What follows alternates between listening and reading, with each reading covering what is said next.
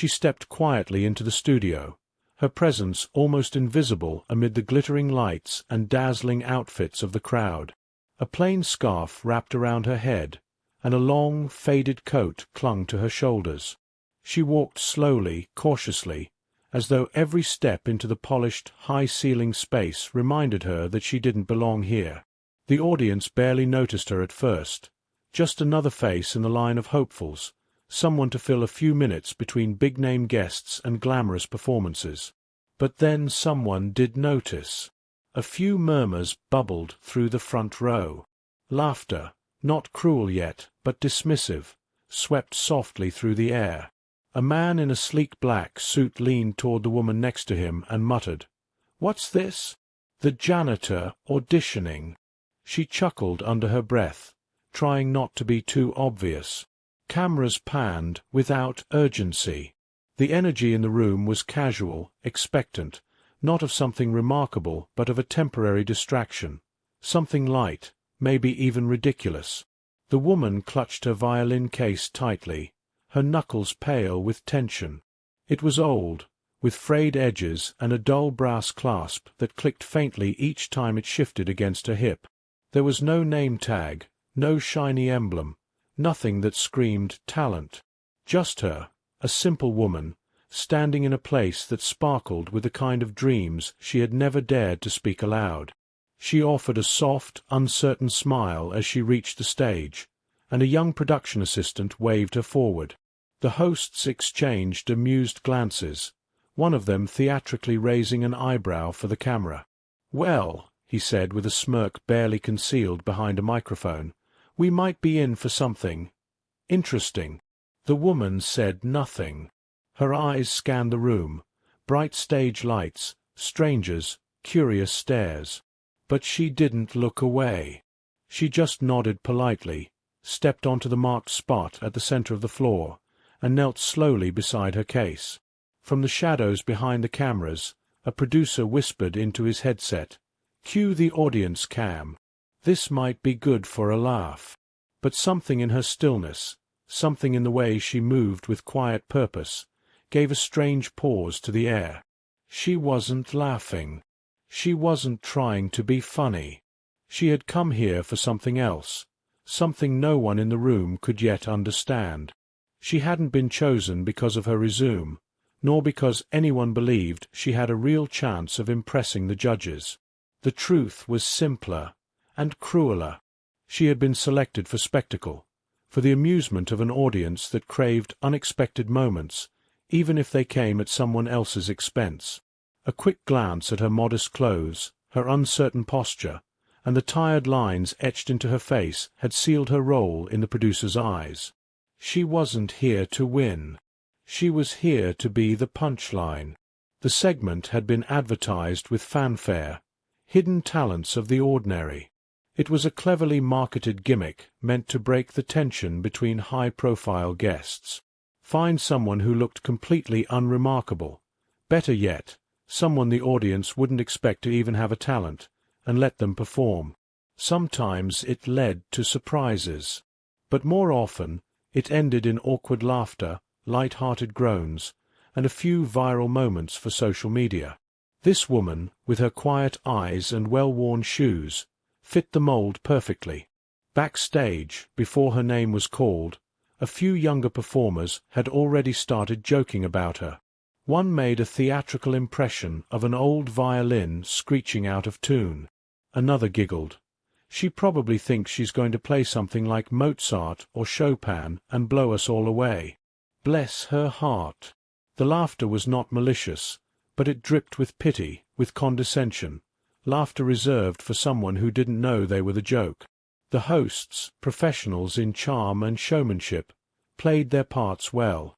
As she stood at the center of the stage, one of them leaned into his microphone, voice light and teasing. "So, tell us your name and what you'll be doing today." He already knew, of course. It was all written down on the cue card in his hand, but he wanted the moment to unfold naturally on camera. She answered softly, "My name is Lena. I'll be playing the violin." There was a pause. A few chuckles rippled from the back rows. One of the judges tilted his head, feigning interest. "Violin, huh? That's not something we see every day. Is this a hobby of yours?" She nodded gently. "It's a part of my life." Another host smirked, exchanging looks with his co-host as if to say, "Well, this ought to be good." They stepped back, clearing the stage for her. The audience adjusted in their seats, some already lifting phones to record what they assumed would be a light-hearted moment, maybe even a viral blunder. From the outside, everything about her screamed, "Forgettable." But none of them knew what she had carried to this stage. None of them understood what that violin truly meant to her. She knelt down and placed the case in front of her, fingers carefully unfastening each latch. For a brief second her hand trembled, not from fear of the crowd, but from the memory of how many times she had opened this case in silence, in solitude, in survival. She was not a performer chasing fame. She was a woman who had lived through things that couldn't be described in words. Her music had been the only voice she had left in those moments. She lifted the violin gently, reverently. The hosts continued smiling politely, already thinking about how they'd transition out of this segment when it inevitably turned awkward. The judges leaned back in their seats, casual, uninvested. And then, without another word, she took a deep breath and brought the bow to the strings. As her fingers settled into place on the neck of the violin and her bow hovered just above the strings, a distant look overtook her eyes. The room around her faded, blinding lights, restless crowd, judges with pens in hand, all dissolving into the corners of her mind. What remained were memories, not fleeting recollections, but the kind that live in the body, in the bones. Years of hardship stitched into every movement she was about to make. She remembered the cold mornings in her tiny apartment when she practiced quietly while her daughter slept in the next room, wrapped in a blanket of borrowed warmth. She remembered playing on street corners as traffic roared by, her open violin case at her feet, half filled with spare change and polite sympathy. She remembered the humiliation of being ignored, or worse, mocked, for chasing a passion most people thought was a waste of time for someone like her. And she remembered the nights she played not for an audience, but for the silence itself, because in those aching hours, music was the only thing that reminded her she was still alive. There had been a time when she studied under a teacher who believed in her, back when she was young and her hands moved with the recklessness of hope. That time had come and gone, pushed away by life's heavier demands, rent, food, a sick parent, a child who needed her. The violin went untouched for years, sitting silently in its case like a forgotten promise. But she never let it go. When the world closed in and words failed her, she always returned to those strings. The people sitting before her now, judges, audience members, the hosts who smiled too wide, they didn't know any of this. To them, she was a curiosity at best. But her music wasn't about impressing them. It wasn't about fame or money or applause. This was about reclaiming the part of herself that had never stopped whispering from inside her soul, no matter how hard life tried to silence it. As she closed her eyes, another memory flickered. Her daughter, no older than 5, standing in the doorway watching her play. "Mama," she had said, "it sounds like the sky is singing." That moment stayed with her longer than any applause ever could. And now, standing on this stage, she wanted only to honor that voice, to show her daughter, wherever she was watching from, that the sky could still sing, even when no one expected it to. With one final breath, she let go of the fear. Her hand steadied. Her grip on the bow became sure. This was no longer about humiliation or judgment. This was about truth, about everything she had carried, everything she had endured. Her violin was not a prop. It was a lifeline. And as she pulled the bow across the strings for the very first note, the sound that emerged was not weak or hesitant. It was raw, full of soul, a whisper and a cry wrapped into one. It was the beginning of something no one in the room had expected, least of all those who had already decided who she was. The first note floated into the air, soft, yet undeniably present. A fragile sound, delicate like a single drop of rain hitting a still pond. It echoed slightly, a faint reverberation against the hard walls of the studio, as if testing the waters, unsure if it had the right to be heard. But something about that note, the way it trembled in the air, seemed to pause time itself. It wasn't what anyone had expected. It wasn't clumsy or awkward, as they had anticipated. It wasn't out of tune or uncertain. It was pure. For a moment, the laughter from the crowd began to fade. It wasn't gone, but it grew distant, as if the room was slowly separating itself from the noise outside her music. The sound she made didn't demand attention, but it asked for it, softly, insistently, drawing the listener closer. The audience, once expecting to witness something amusing, now found themselves leaning forward, their eyes narrowing, their breath slowing as they tried to understand what was happening. She shifted slightly, drawing the bow back, and the second note followed, slightly stronger, a touch bolder, but still as gentle as the first. It was like the opening of a story, one where the words weren't rushing to be told, but rather unfolding, carefully, layer by layer. She wasn't forcing the music. It simply emerged from her, as if it had always been there, waiting for this moment. There was no drama in her playing, no effort to impress or please, but the purity of the notes made her undeniable. The music spoke for itself. A few of the judges glanced at each other, their faces unreadable. One of them shifted in his chair, adjusting his glasses as though trying to hear something clearer. This wasn't the mockery they had prepared for. This wasn't the awkward stumble they had hoped for. There was nothing to laugh at.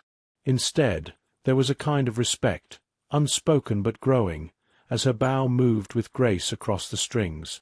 Lena's eyes remained closed as she played, her entire being absorbed in the sound she was creating.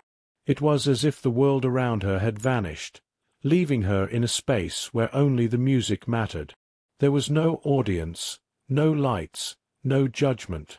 It was just the violin and her, a moment of complete connection between the two, a moment where she could finally feel what it was like to be heard, to be seen. The air in the room seemed to shift, to hold its breath. The melody deepened, became richer, its layers thickening with emotion.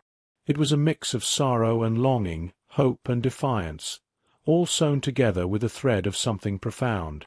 For anyone paying attention, it was clear. This was not just a performance. It was a part of her. Each note carried the weight of her life, the struggles, the sacrifices, the love, the heartbreak. And the room, which had been filled with judgment just moments ago, now felt the weight of it too. The silence that followed each note wasn't empty. It was full of a kind of awe, a deep recognition of something real. At that moment, Lena's violin seemed to be speaking to every person in the room, to every heart that had ever known hardship, that had ever been dismissed, that had ever fought for something they believed in. The sound wasn't just heard, it was felt, in the pit of the stomach, in the quiet of the chest, in the deep corners of the mind. The laughter from the audience had vanished entirely. Even the hosts, once ready to fill the space with commentary, found themselves silent. The room, once filled with judgment, was now filled with something else, something intangible, but undeniable. It was the sound of recognition, of respect, of awe, and most of all, it was the sound of Lena's truth being heard for the very first time in her life. As the music swelled, something inside Lena began to shift. It wasn't just the violin now. It was her, fully alive in the moment, her entire being vibrating with the power of the music she was creating. The once soft notes grew bolder, fuller, richer. She no longer played with hesitation. Her bow danced across the strings with confidence, drawing deep, resonant sounds that seemed to pulse through the air. There was a fire behind her movements, a quiet fury that no one had expected. With every stroke of the bow, Lena poured more of herself into the melody. It was as though each note she played was an expression of something she had never said, a story she had never told. The rhythms grew faster, more intense, and her fingers moved with an almost frantic energy, but never in haste. It was deliberate, precise, yet full of passion, a controlled storm of sound that seemed to rise higher and higher with each passing moment. The audience, who had once sat back, expecting amusement, now found themselves on the edge of their seats. They were no longer watching for entertainment. They were listening, really listening, to something that resonated far beyond the stage. Her music was an invitation to feel, to be moved in ways they hadn't expected. The entire atmosphere in the room shifted. The laughter that had once echoed through the studio was replaced by a deep, palpable silence, as everyone there became wrapped in the power of the music. Lena's body swayed slightly with the rhythm, her eyes closed as if in a trance. The violin wasn't just an instrument, it was a lifeline, a way to channel everything she had been through, everything she had overcome. She wasn't just playing for herself anymore. She was playing for the countless moments she had spent alone, practicing until her fingers ached, for the sacrifices she had made to keep this passion alive in the face of everything else. With a final, powerful flourish of the bow, she brought the music to a magnificent crescendo, the sound rising to fill every corner of the room. The audience could hardly breathe, caught between the powerful, soaring notes and the overwhelming silence that followed. It wasn't just music. It was magic. It was a transformation, not just of Lena, but of everyone who had been watching her, judging her.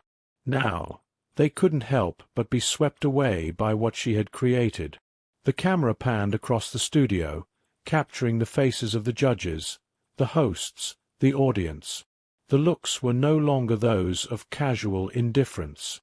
They were expressions of astonishment, of disbelief. One judge's mouth hung slightly open, his eyes wide, as though he couldn't quite process what was happening.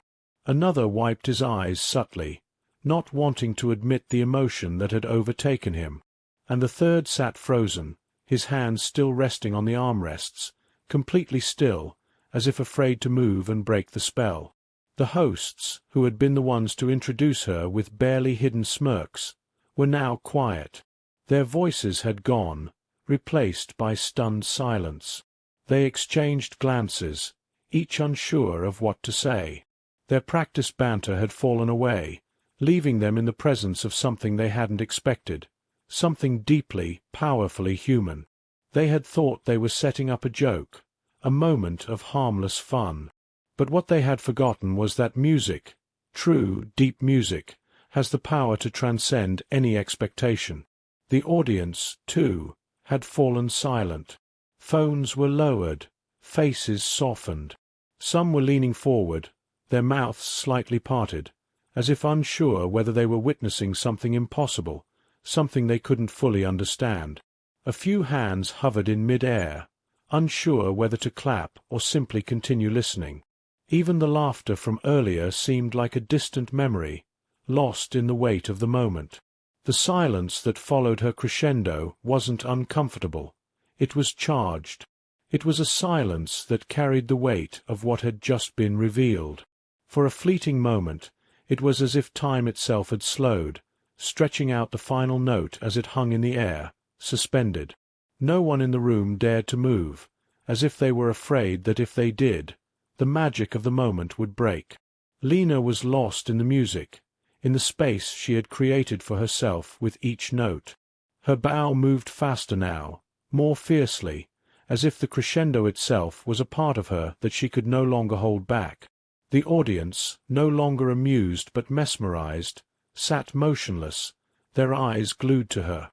The power of the music seemed to surge from her body, pushing outward into the room like a force of nature. The judges, still unable to speak, exchanged more looks, their expressions now softened, no longer filled with skepticism but with something else entirely, something that came with realization. They had seen talented musicians before, but never like this.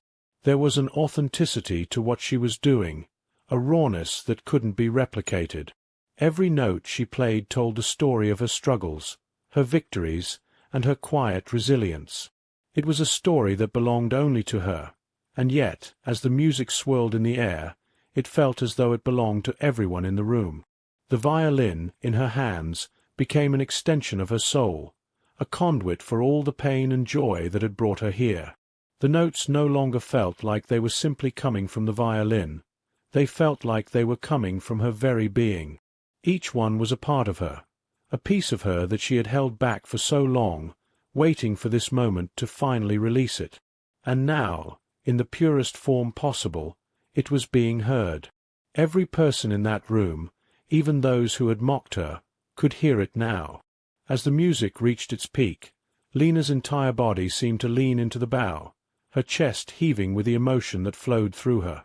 She wasn't just playing anymore. She was living through the music. She wasn't just performing. She was laying bare everything she had kept inside, everything she had longed to express but couldn't find the words for. Her violin had become her voice, and she used it with all the power she had. The last note lingered in the air, soft and ethereal, as if it didn't want to leave. It hung for a moment, stretching out, filling the space around her with its delicate echo. And then, suddenly, the room was silent, so silent that it felt as though the entire world had paused to listen. The audience didn't move. No one clapped. No one shifted in their seats. It was as if no one dared to break the silence, as though they were afraid to interrupt the delicate beauty that had just filled the room. Even the hosts were quiet, their eyes wide as they stared at her, their earlier jokes completely forgotten. For a few long seconds, it seemed as though time had stopped altogether.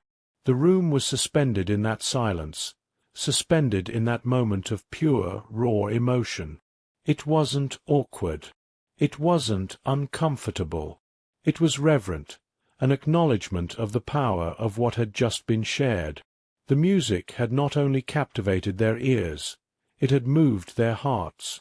Lena stood motionless, still holding the violin, her eyes closed. Her chest rose and fell with her breath, but she didn't look up. She didn't need to.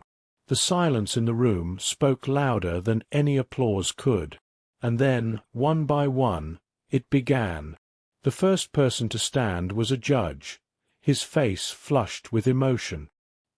He clapped once, softly at first, unsure whether he was doing the right thing. And then, as if a switch had been flipped, the entire room erupted in applause. It was not a polite, obligatory clap. It was not the kind of applause given to a performer simply because it was expected. This was genuine. This was the kind of applause given to someone who had just changed the entire atmosphere of a room, someone who had taken the breath away from every single person present. The hosts, who had once thought of this moment as a joke, were the first to stand, their expressions now full of awe. Their smiles were no longer smirks, but full of respect. They clapped harder now, louder, their hands echoing the rhythm of the moment. The judges rose to their feet, their hands coming together in a rhythmic show of appreciation. They were no longer the skeptical observers. They were witnesses to something extraordinary. The applause was deafening now, but Lena remained still, her face flushed with emotion, a slight, humble smile playing at the corner of her lips. She didn't know how to react to the overwhelming appreciation. All she had ever wanted was to be heard. And now, the world was hearing her. The video went viral within hours. The footage of her performance spread across social media like wildfire, shared millions of times by people who had never expected such a transformation to happen. Stories of her humble beginnings, her struggles, and the shock of her performance became the subject of news articles, social media posts, and even interviews. She was contacted by orchestras and prestigious music schools, all eager to have her join them. Offers came from some of the world's most celebrated musicians, asking her to collaborate on projects they had never even dreamed of before. Celebrities who had once dismissed her now lined up to meet the woman who had reminded the world of the power of authenticity and perseverance. But even as her fame grew, Lena never forgot why she had picked up the violin in the first place. It wasn't for fame. It wasn't for wealth. It was for herself, for the music that had saved her during the darkest moments of her life. And no matter how high her profile rose, she remained grounded by the one thing that had always mattered, the music. And as her career took off, she always returned to the same stage, one that had never been set for her to succeed, but one where she had proven that the most incredible things can happen when no one expects them.